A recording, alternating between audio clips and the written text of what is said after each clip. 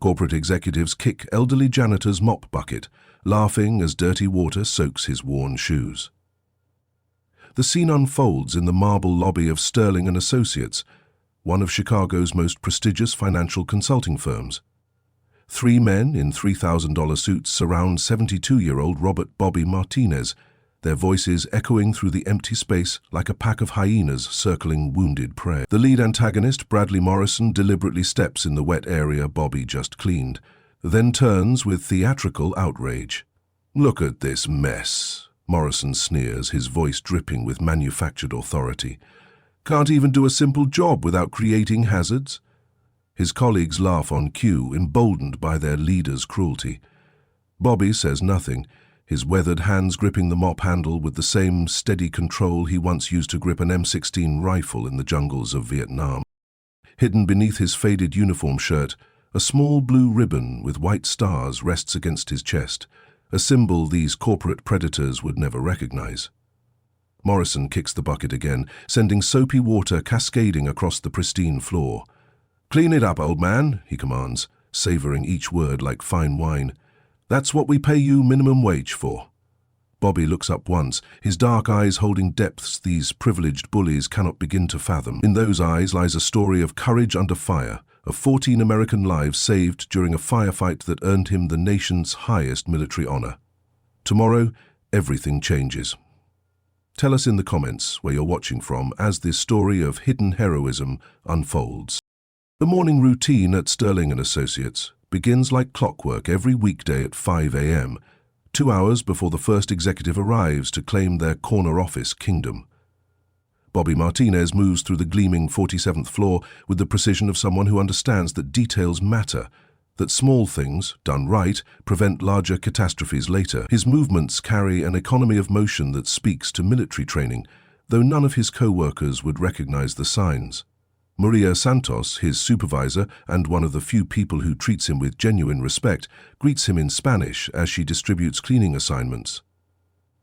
"Buenos dias, Bobby. How are your grandchildren doing?" she asks, her voice warm with authentic concern. Bobby's weathered face brightens as he shares updates about little Sophia's soccer games and Miguel's honor roll achievement. These moments of human connection sustain him through the daily indignities that follow. Maria notices things others miss, like how Bobby always volunteers for the most challenging tasks, how he never complains about overtime, how he carries himself with a dignity that no amount of casual cruelty can diminish. She sees the way he treats every space he cleans as if it matters, as if the work itself has meaning beyond the paycheck. What she doesn't know is that Bobby's wife, Elena, a brilliant financial analyst who passed away 5 years ago, had established the Martinez Family Trust in 1987. That trust, through careful investments and compound growth, now owns 63% of the building that houses Sterling & Associates, making Bobby the majority shareholder of the property, where he pushes a mop cart every morning. Bradley Morrison arrives early that Tuesday, his BMW roaring into the executive parking garage like a declaration of war against the ordinary world. At 45, Morrison has perfected the art of corporate intimidation, using his position as senior vice president to compensate for deep-seated insecurities about his own worth. He spots a minor scuff on his office window and immediately summons Bobby, with the imperious snap of his manicured fingers. "Your people missed a spot," Morrison announces, his voice designed to carry through the open office space where other employees are beginning their day. The phrase, "your people," drips with coded racism, a dog whistle that everyone understands but nobody confronts. Bobby nods silently and produces his cleaning supplies, moving to address the barely visible marks with methodical precision. Morrison continues his verbal assault, positioning himself where arriving colleagues can witness his demonstration of power. "Probably can't see properly at his age," he says, loudly enough for the gathering audience. "These people never learned proper standards anyway." The cruelty is casual, almost reflexive, like swatting a fly that dares to exist in his pristine world. Other executives begin forming an appreciative audience for Morrison's morning entertainment, their expensive suits and perfect teeth masking souls that have atrophied from disuse. Sarah Williams, a young analyst fresh from Northwestern, watches with growing discomfort but lacks the courage or job security to intervene. She recognizes the pattern from her organizational psychology classes, the way bullies require witnesses to validate their dominance, the way institutional power corrupts even decent people into complicity. The harassment escalates during the weekly client presentation, where Morrison transforms Bobby's necessary work into an opportunity for public humiliation. The main conference room fills with potential investors from a major automotive company, men who could bring millions in revenue if properly impressed. Bobby enters quietly to empty wastebaskets, his movements designed to minimize disruption. Morrison pauses mid-sentence, his face reddening with theatrical outrage that would shame a community theater actor. "Excuse me," he announces with the authority of a judge pronouncing sentence, "but the help should know better than to interrupt important business discussions." The clients turn as one, following Morrison's pointing finger to Bobby, who freezes near the door like a deer caught in headlights.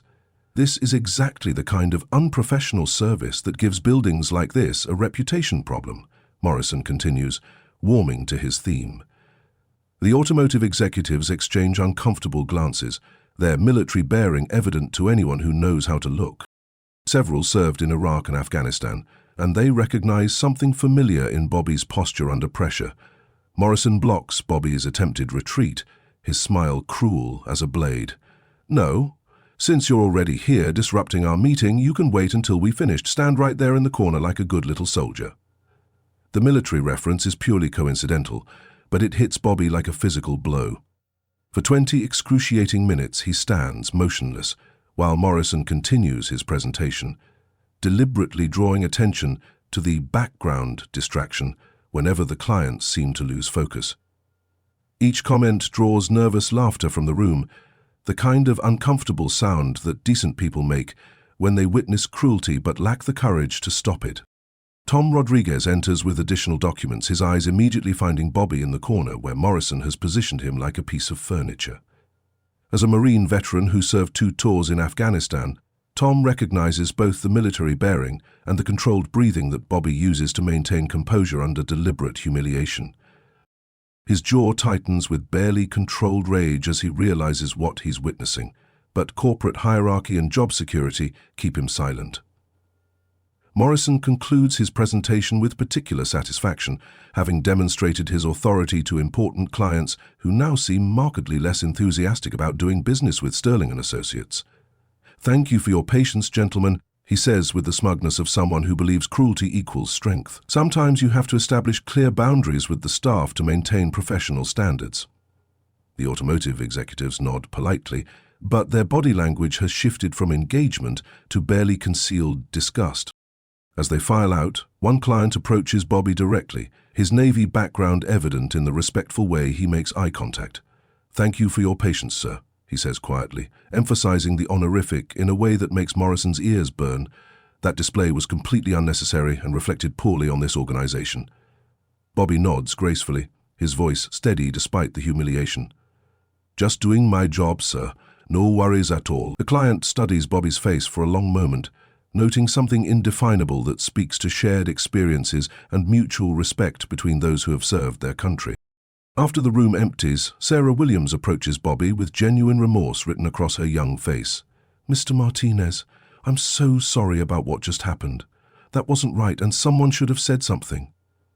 Bobby thanks her quietly, but his hands shake slightly as he collects the wastebaskets, the cumulative weight of daily indignities finally showing cracks in his armor. Sarah notices something metallic glinting from Bobby's shirt pocket as he bends to retrieve scattered papers.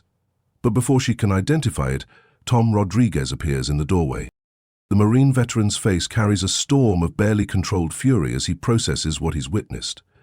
"Sir, could I speak with you privately for a moment?" Tom asks, his voice tight with military courtesy that barely contains his rage. In the emergency stairwell, away from corporate ears and security cameras, Tom's composure finally breaks. "That was absolutely unacceptable," he says, his voice echoing off concrete walls. "What Morrison did in there was harassment pure and simple.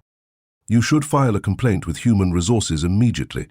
Bobby looks at the younger veteran with eyes that have seen too much to be surprised by human cruelty.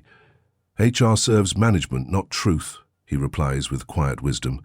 Besides, some battles are worth fighting, and some aren't. The question is knowing which is which.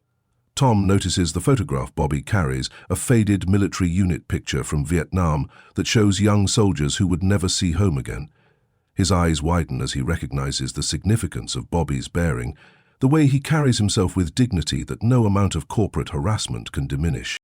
The breaking point arrives during the company's monthly all-hands meeting, where Morrison has planned Bobby's presence for maximum humiliation impact.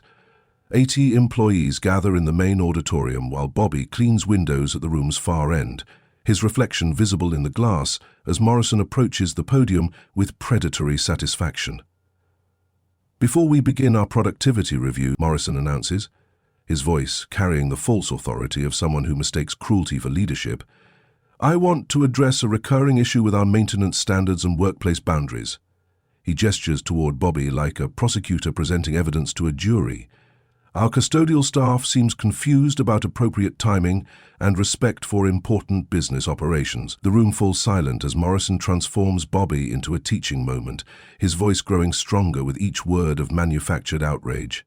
"Yesterday, this individual interrupted a crucial client meeting. Today, he's here during our strategic planning session. This demonstrates a fundamental lack of understanding about workplace hierarchy and professional respect." The accusations are carefully crafted lies, subjective enough to be unprovable yet serious enough to justify the humiliation that follows. Bobby stops cleaning, his reflection in the window showing a man whose military training screams at him to respond, to defend his honor against this corporate terrorism. Instead, he remains silent, understanding that Morrison is baiting him into a reaction that would justify escalation into termination. Morrison continues his performance, emboldened by the uncomfortable attention of his captive audience. "Some people come to this country thinking they automatically deserve the same respect as those who built these institutions through generations of hard work and sacrifice.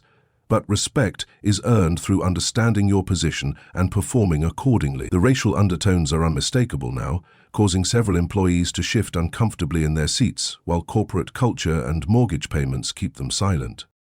"So I want our custodial staff member to demonstrate proper workplace respect," Morrison announces with the satisfaction of a cat cornering a mouse.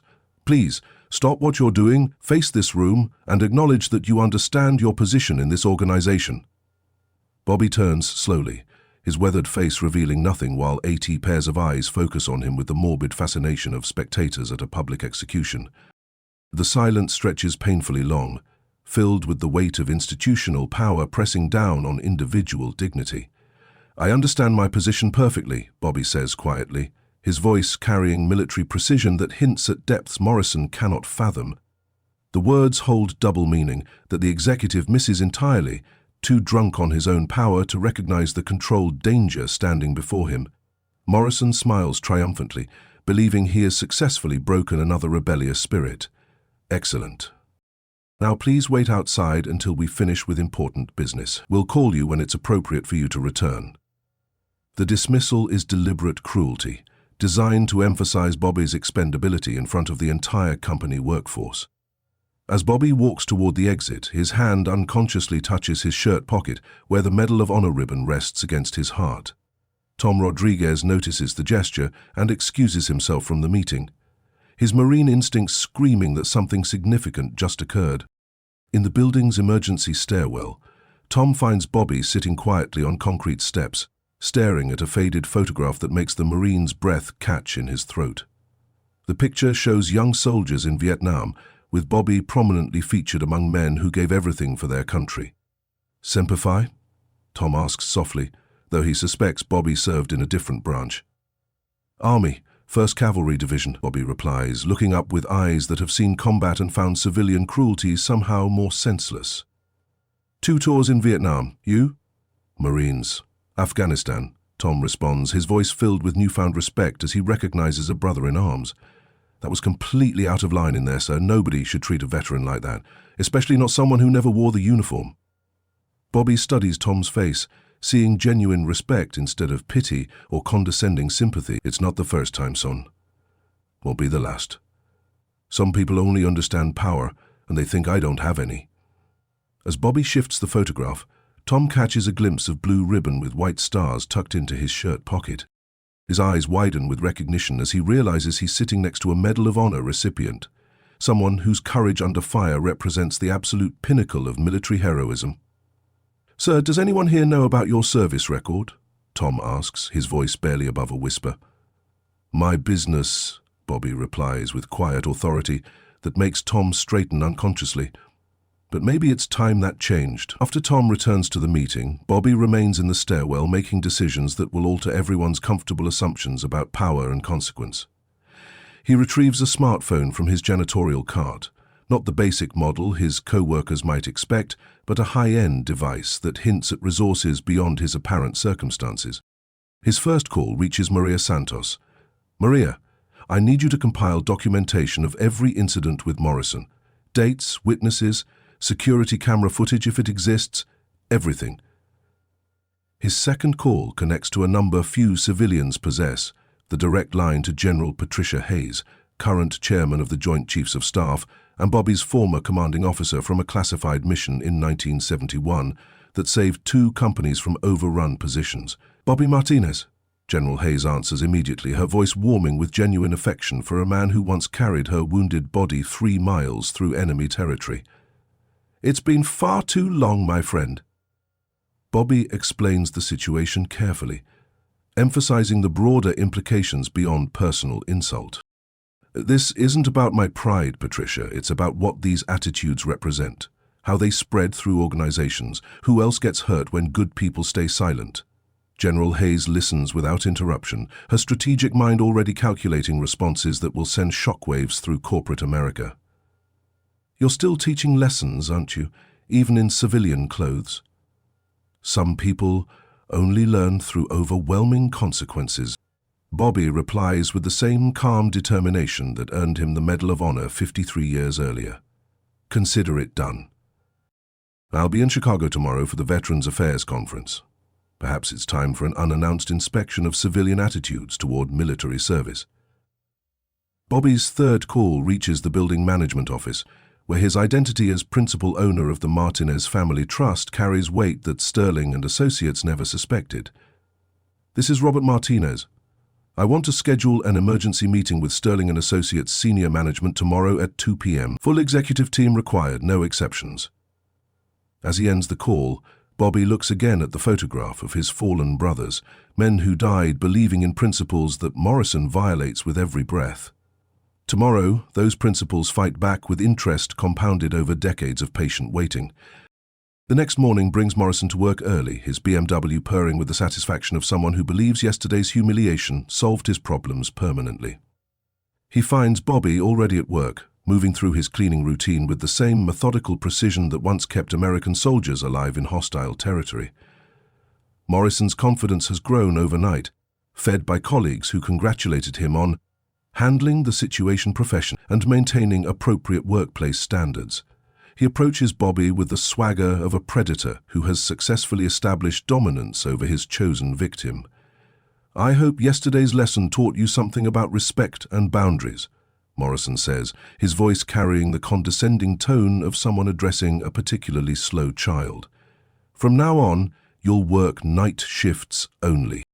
No interaction with staff or clients during business hours. Any violations will result in immediate termination." Bobby nods once, his expression giving nothing away while Morrison savors what he believes is complete victory. "Do you understand these new conditions?" Morrison presses, wanting verbal submission to complete his dominance display. "I understand perfectly," Bobby replies with the same quiet dignity that carried him through enemy fire and corporate harassment alike. Morrison expects gratitude, pleading, or at least visible distress from his new restrictions. Bobby's calm acceptance frustrates him, making the victory feel incomplete and unsatisfying.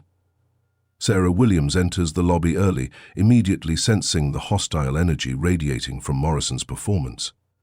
She watches Bobby accept these new humiliations with the same grace he showed yesterday, noting how he never loses composure despite increasing provocation. What she doesn't realize is that Bobby spent decades learning patience in situations where hasty reactions meant death, where strategic thinking trumped emotional responses every single time. As Morrison and his entourage leave for their executive breakfast meeting, Bobby continues his work with methodical precision that speaks to military training most civilians never recognize. At exactly 1:30 p.m., the building's main elevator opens to disgorge visitors who transform the corporate atmosphere like the arrival of conquering armies. General Patricia Hayes emerges first, her 4-star insignia immediately commanding attention from everyone in the marble lobby. Behind her march Colonel Martinez from Veterans Affairs, Building Manager Thompson, and 3 other high-ranking military officials whose presence turns the civilian space into something resembling a military tribunal. Morrison's confident smile vanishes as he realizes this isn't a typical business meeting, replaced by the pale confusion of someone whose comfortable world suddenly shifted beneath his feet. The executives rise uncertainly from their conference table, unsure of protocol when confronted by actual authority rather than corporate hierarchy built on quarterly profits and stock options. "Please remain seated." General Hayes commands, her voice carrying the weight of someone accustomed to being obeyed without question or hesitation.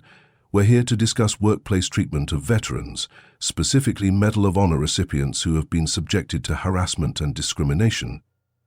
The words hit the conference room like artillery shells, each syllable carrying implications that make Morrison's face drain of color as reality crashes through his carefully constructed delusions of power and immunity. Bobby enters last, no longer wearing his custodial uniform but dressed in a crisp navy suit that transforms his appearance as dramatically as Clark Kent removing his glasses. The change is startling enough to make several executives blink in confusion, their brains struggling to reconcile the invisible janitor with this man whose bearing and confidence mark him as someone of substance and unshakable authority. "Ladies and gentlemen," General Hayes announces with the satisfaction of someone about to correct a grave injustice, "I'd like you to meet Robert Martinez, recipient of the Medal of Honor for extraordinary heroism during the Vietnam War.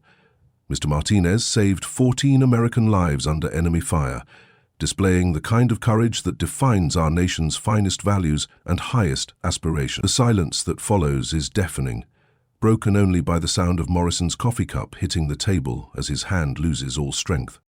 He stares at Bobby as if seeing him for the first time, his brain frantically trying to reconcile the man he humiliated with this devastating new reality that threatens everything he thought he understood about power and consequence.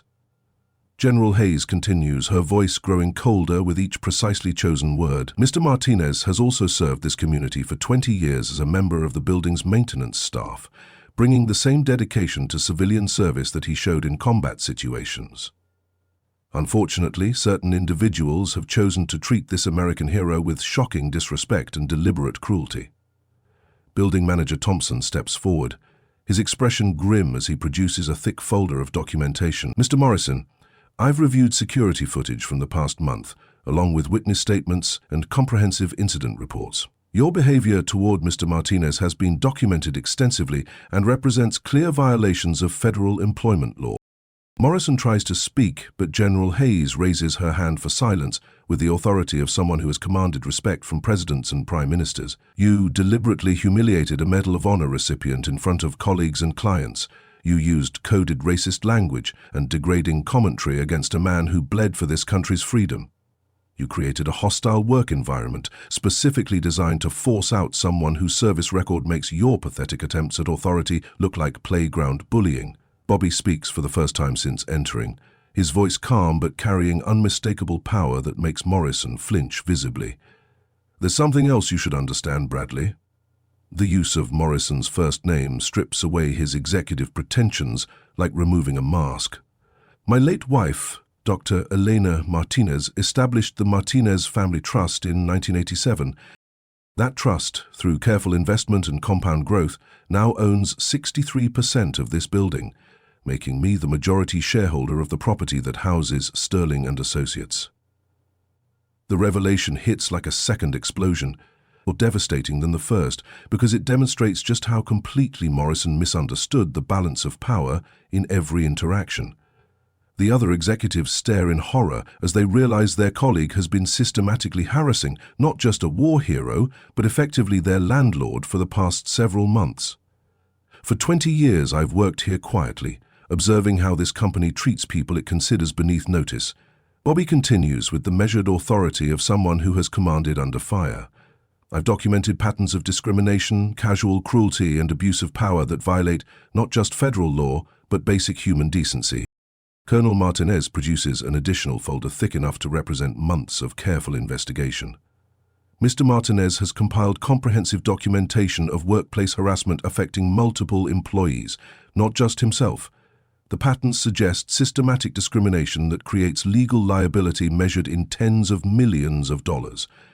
Thompson addresses the executives directly, his voice carrying the weight of someone delivering a corporate death sentence. Sterling and Associates' lease expires in 60 days. Given these circumstances, Mr. Martinez, as majority owner, will be personally reviewing whether this organization represents the kind of tenants he wants occupying his property. Morrison finally finds his voice, but it emerges as a weak croak that bears no resemblance to his former authoritative tone. I didn't know. If I had realized who he was, I never would have. General Hayes cuts him off with laser precision that leaves no room for excuses or explanations. You didn't know he was a hero, so you thought it was acceptable to treat him like garbage?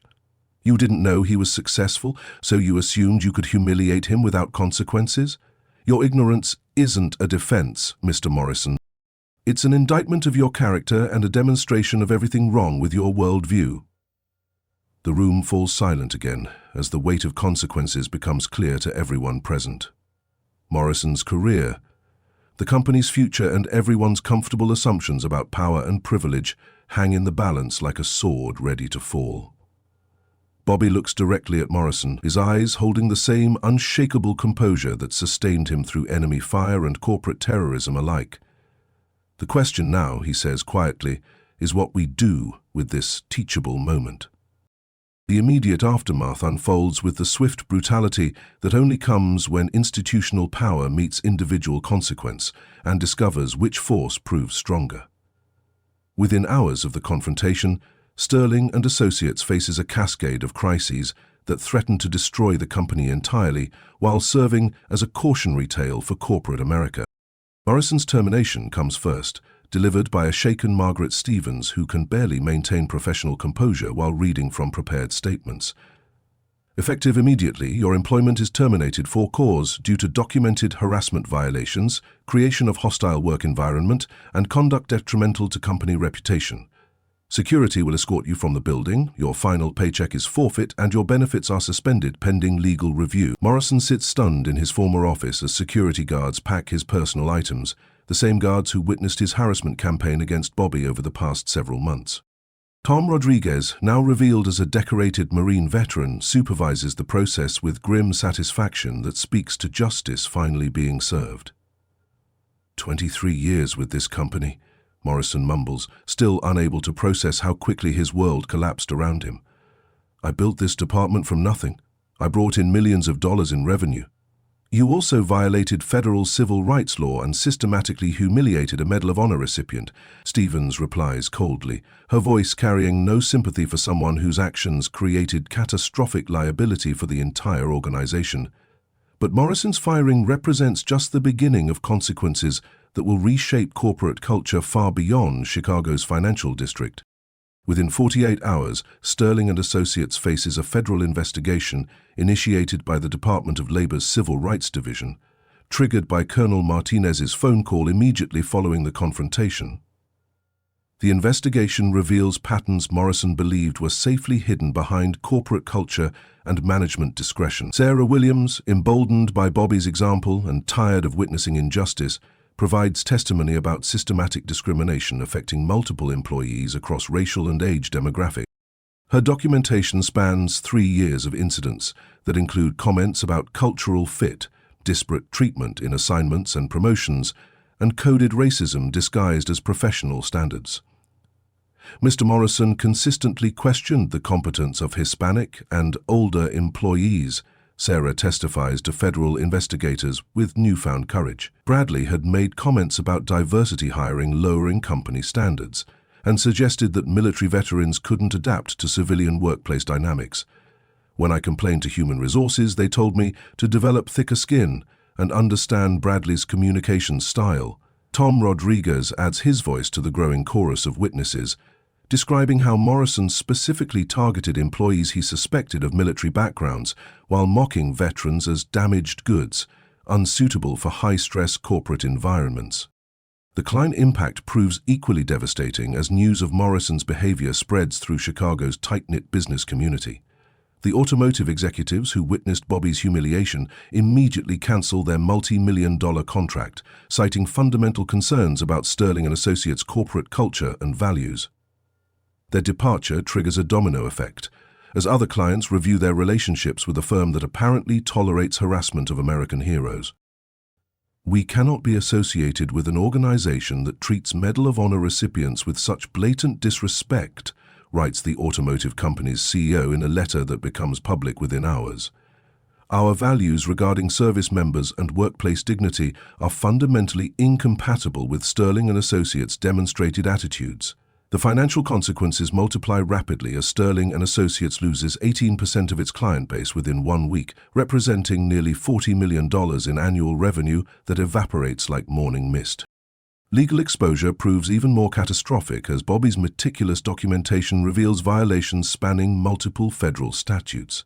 The Americans with Disabilities Act, Title VII Civil Rights Protections, and the Uniformed Services Employment and Reemployment Rights Act each carry potential damages measured in millions of dollars per violation.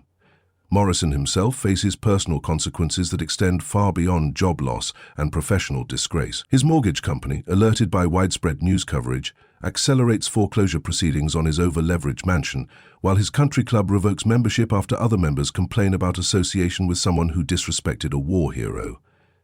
His wife files for divorce, citing public humiliation and financial exposure that threatens their children's college funds and retirement security.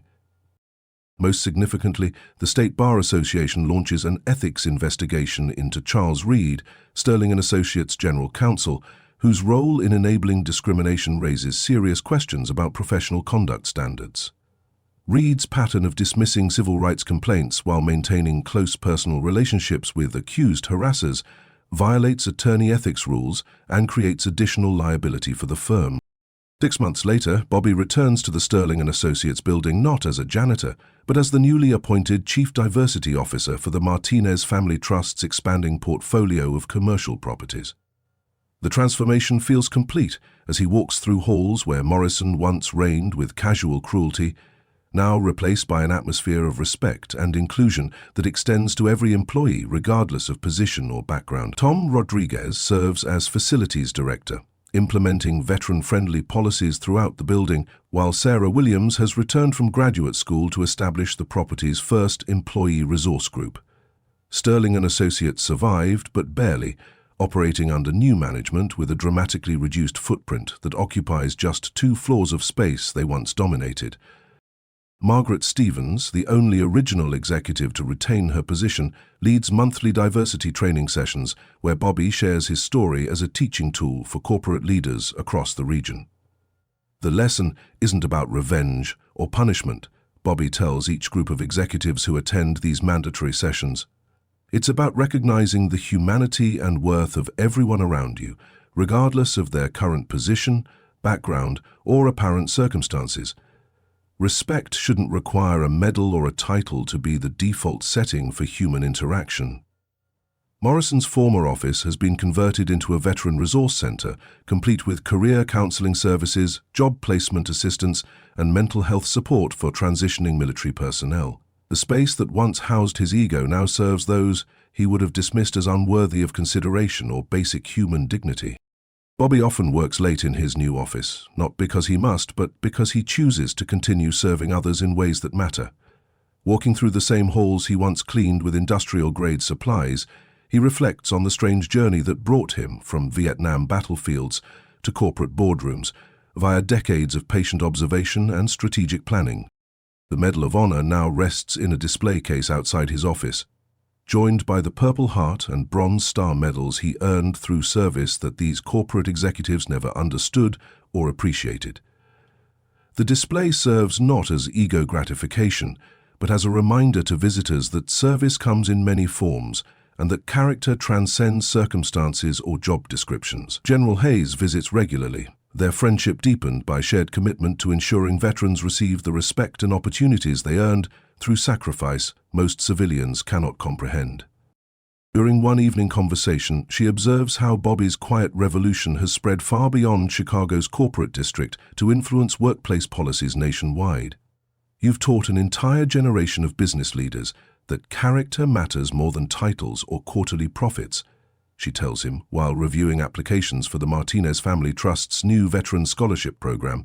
"The ripple effects of your patience and strategic thinking will outlast both of us and change how corporate America treats military personnel for decades to come." Bobby considers this assessment while reviewing scholarship applications that represent veterans seeking opportunity rather than charity, hope rather than pity or condescending sympathy. His story has inspired others to share their own experiences with workplace discrimination, creating a movement built on truth rather than anger, justice rather than revenge. Morrison, meanwhile, serves his 18-month federal sentence at a minimum security facility, working in the kitchen and attending mandatory counseling sessions designed to address the prejudices that destroyed his career and family. Letters from veterans who heard about his case arrive regularly, filled not with hatred or condemnation, but with invitations to learn about military service and opportunities for redemption through genuine change. Some offer friendship if he demonstrates sincere commitment to understanding the harm his actions caused to people who deserved better treatment. The building's evening cleaning crew continues working night shifts, but now they do so with dignity, fair wages, comprehensive benefits, and clear advancement pathways that recognize potential rather than limit opportunity based on current circumstances. Several former custodians have been promoted to supervisory roles, their capabilities finally recognized and developed by management that understands the value of treating all employees with respect. The Medal of Honor ribbon remains in Bobby's shirt pocket always, not as a weapon or tool of intimidation, but as a reminder of the 14 men whose lives he saved in Vietnam, the principles they all fought to defend, and the responsibility that comes with surviving when others made the ultimate sacrifice for freedom and justice. On quiet evenings, Bobby stands at his office window, the same window he once cleaned as an invisible janitor, watching Chicago's skyline stretch toward horizons filled with possibility. The city remains unchanged, but the small corner of it he influences has become a better place where character matters more than appearances, where service is honored regardless of uniform, and where heroes walk among us daily, often unseen until circumstances reveal their true nature. Sometimes change arrives like lightning, sudden and dramatic. Sometimes it comes like dawn, gradual but inevitable, transforming everything it touches with patient persistence and unshakable determination. Every person deserves respect regardless of their uniform, position, or paycheck, because dignity isn't earned through status but given through character, and heroes come in all shapes, sizes, and job descriptions. The next time you encounter someone society overlooks or dismisses, remember Bobby Martinez's story and ask yourself what hero you might be meeting without realizing their true worth or the depths of their sacrifice for others. What hero will you recognize today? And how will you treat them when their medals are hidden beneath work clothes and their courage speaks through quiet dignity rather than loud proclamation? The answer to that question says everything about who you are and what kind of world we're building together. One interaction at a time, one choice at a time,